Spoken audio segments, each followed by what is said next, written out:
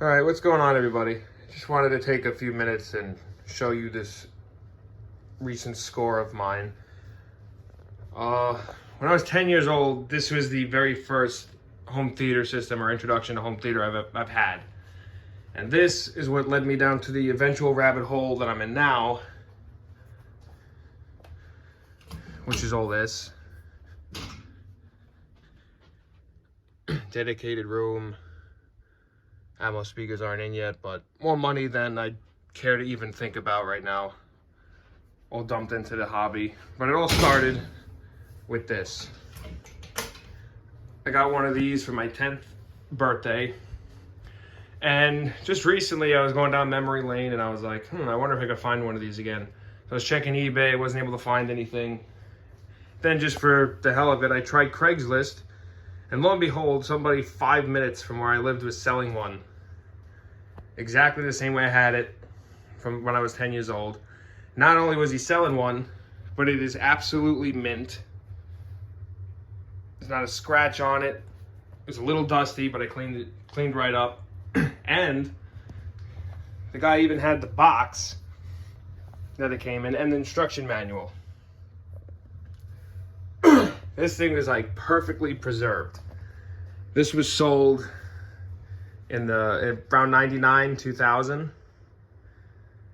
So this thing was preserved in time for like 23 years. And it looks great and it works perfectly.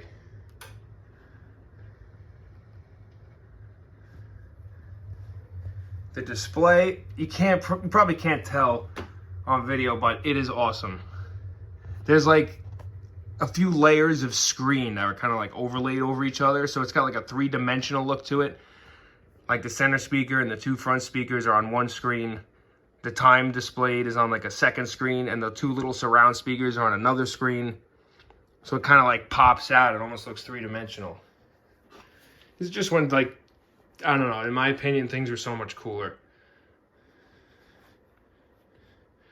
What do I have in there now? I have a bunch of CDs that I saved from that time period. Let's see what I got in there. Some 90s stuff for sure. Yeah, 90s music.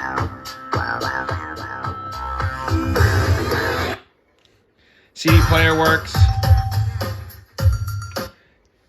CD player works perfectly. I don't want to have a copyright issue. But CD player works. Tried all five CD inputs. They're all working. The guy was unsure if the cassette deck worked. He messaged me when I was interested in buying it, saying, if the cassette deck doesn't work, is that a deal breaker? And I said no, because I couldn't find any other ones. I didn't really have much choice. It was slim pickings. But, you know, I opened them up, inspected them, and there is a little bit of tape debris in there. That's what that, it almost looks like rust. I cleaned off what I could, but you know, I couldn't get it that good, but it works. This is an old cassette that my neighbor had. I don't have anymore, so I don't think it's the best quality, but both tape decks work. How can I live another day?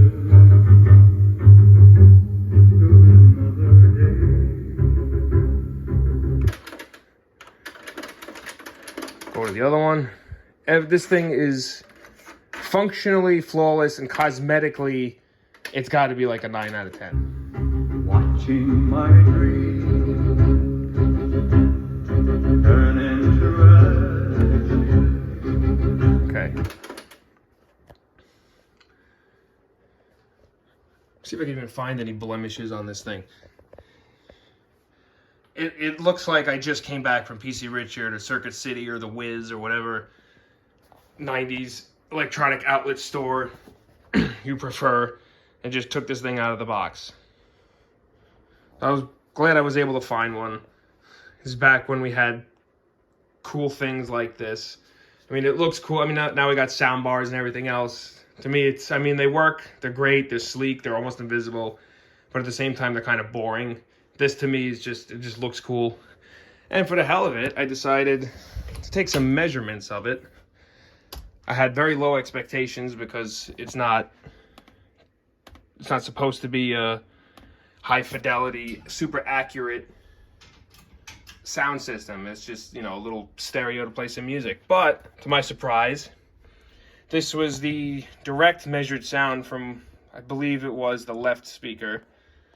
And as you can see, besides in the bass region, it's actually surprisingly linear above 1 kilohertz. It's a small dip there. The bass is boosted, obviously the bass that, you know, they claim. But there's a pretty good drop off. Once you get to like 80 hertz, it gradually rolls off conveniently. And it does have a subwoofer pre-out, but I heard it only works if you're using the 6-channel discrete input. I don't know if it'll work for anything else. But it's already primed and ready to time align the sub to it to get those extra octaves. This is with the subwoofer setting, or super woofer as they say, set to the medium setting. This is minimum.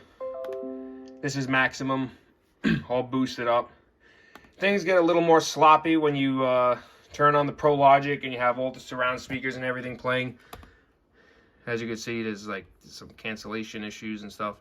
But again, there's no settings to set delays for speakers and everything. And I believe the mains, the left and right, especially that, because it's like a biamp, and the woofer inside the speaker, I think takes over for the low frequencies for the center channel and the left and right, but you can't set the delays, so it's not going to be in phase, which is why it gets a little sloppy. But for what it is, I think at the time, I remember it cost MSRP was $399.99,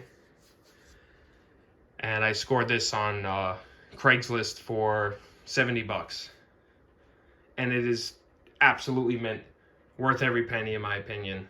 And it's just it's fun, it's enjoyable, and it's my little museum piece, and I hope it lasts a long time. If you're interested in my other stuff that cost me a I'm not even gonna say small fortune, I'm just gonna call it a fortune, in my dedicated theater room, I have other videos on my YouTube channel showing off that setup. So if you want to check it out, go check it out. But that's it for this video.